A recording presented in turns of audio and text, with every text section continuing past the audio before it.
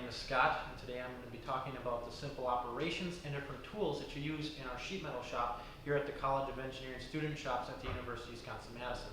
Today we're going to be using these tools and talking about the operations to make the small sheet metal box. It is roughly 4.5 inches wide by 3 inches tall and has about 1 inch of depth. The first step in making this box is to scribe the lines at which we will be cutting or folding this piece. To do that, we will be using what's called a scratch-all.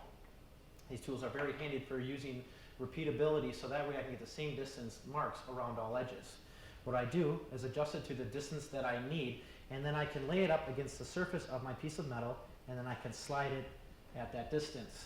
I can then go and repeat that on the edges at that distance as needed. If you want more accurate measurements, use a caliper to set the depth of the gauge. This is more accurate than the scratch marks that are on the scratch gauge.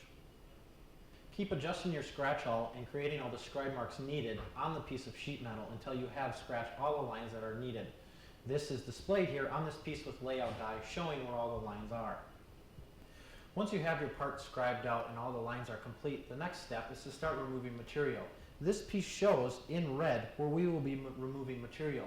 Once we remove that material, we can then start and bending, which is displayed by dotted lines here, to get this profile displayed in solid black. So the first material that we're going to be removing is out of this corner, this large section here. To remove this corner material, we will be using the corner shear. To properly use this, we have to line up and place the edges where we want to cut right with the edges of this.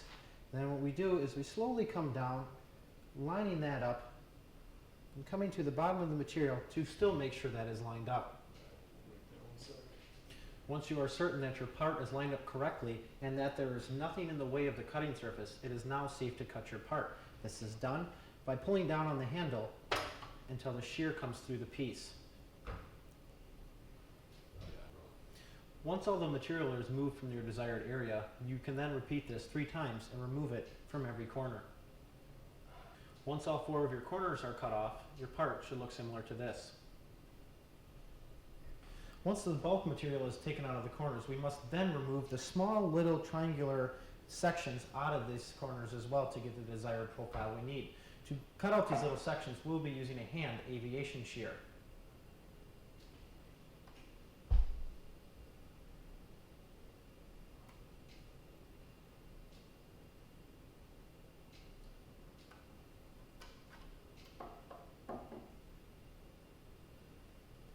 Now that all the sections have been removed and we have the profile that we need, we also notice that we have some sharp or burnt edges on the sheet metal piece. To get rid of those sharp edges, we can either use a file and file the edges until they are smooth, or use an edge deburring device. Both of these can be checked out at the window here at the tool shop.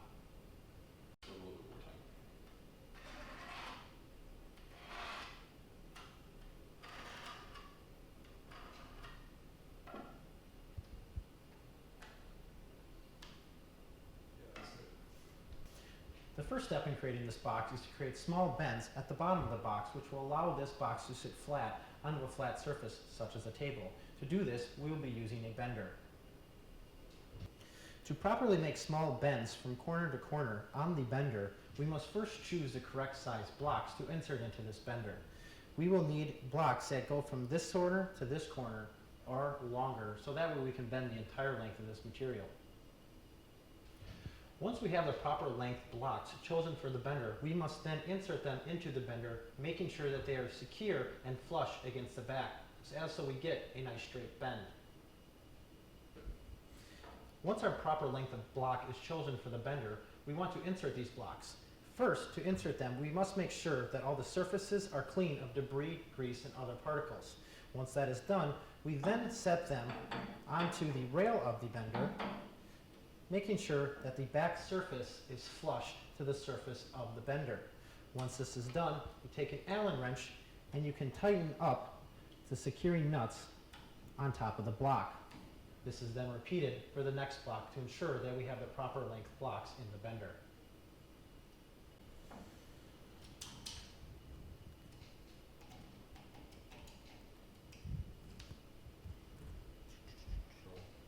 When putting these small bends into your piece, we first insert the piece into the bender aligning the line of our bend with the blocks in the bender. Once this is done, we then slightly push down the lever as to secure our piece into the bender. Next, you want to lift up the bottom lever slightly to create that small bend. As you can see, we now have a small bend in our piece of material. We then repeat it for this line.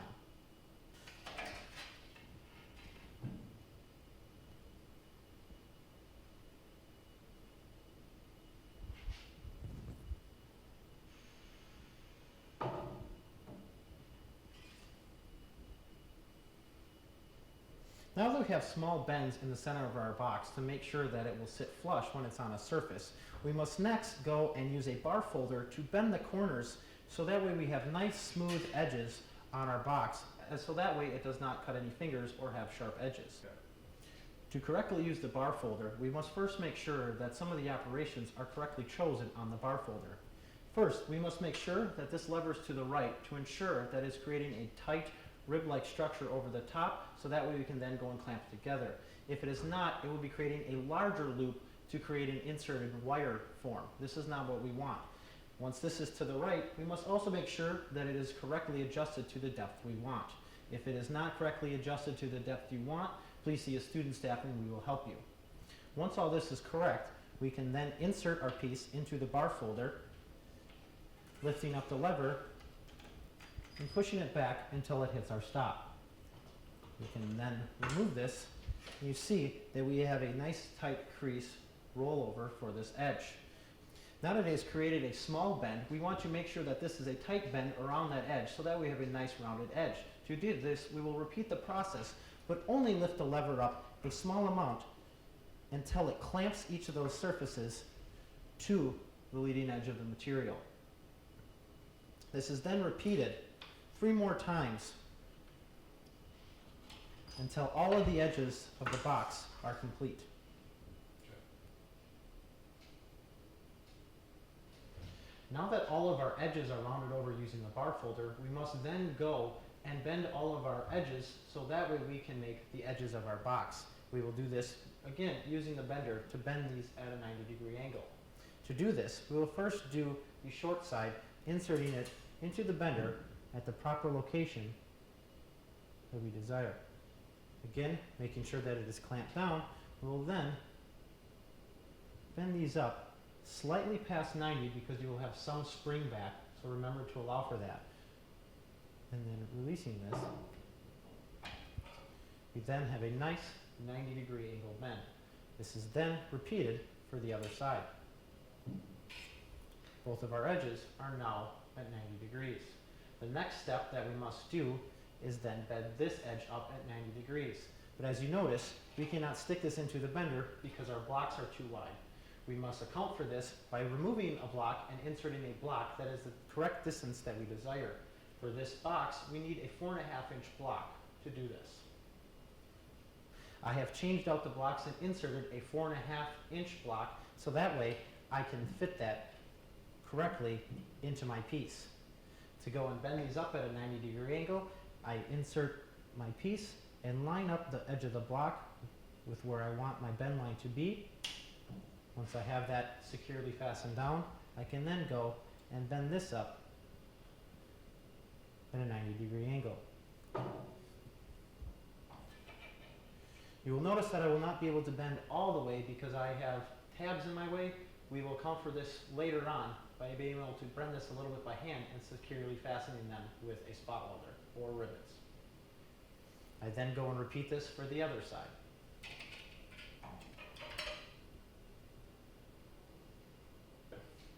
Now that all of our edges are bent and we have bar folded the edges, our last step is to securely fasten these corners. To do this, on 2 of the corners we'll be using a spot welder. What I will do in order to use a spot welder is I will squeeze the corner together into the position that I want it so that it is at a nice 90-degree angle. Then I will insert it into the spot welder and step on the foot pedal. The chosen time for this gauge of sheet metal has been 2 seconds. To do this, take some extra material that you have and spot weld it together until you get the desired strength that you need. First we will turn it on. Again, squeezing our box together locating the tips in the locations that I desire, I then go and step down and push to spot weld it together. As you can see, we have a nice spot weld in the location that I desire. I will then repeat this to create another one right above it.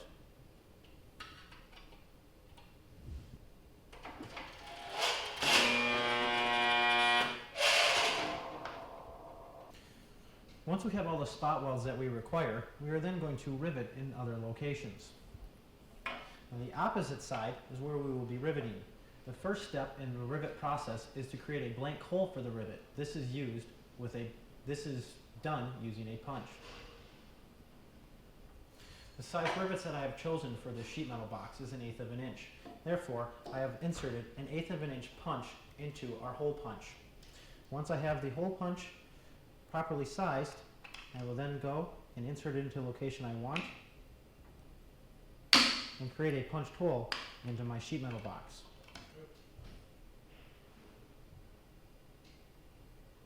Once the hole is punched properly, we can then insert our rivet into the hole.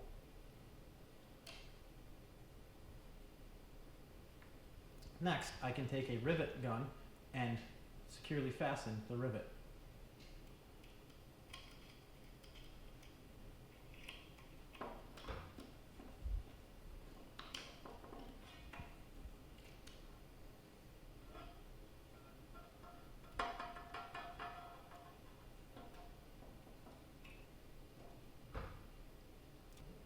Once I am done riveting all of my corners, my box is then complete, but I must make sure that none of my edges are sharp. If they are, I will then go back and file those edges or deburr them using the edge deburring tool. Again, whenever working in the shop or any shop, please remember safety. Always wear your safety glasses, and if you are uncomfortable with any piece of equipment in the shop, please ask any staff so that way you can get further training.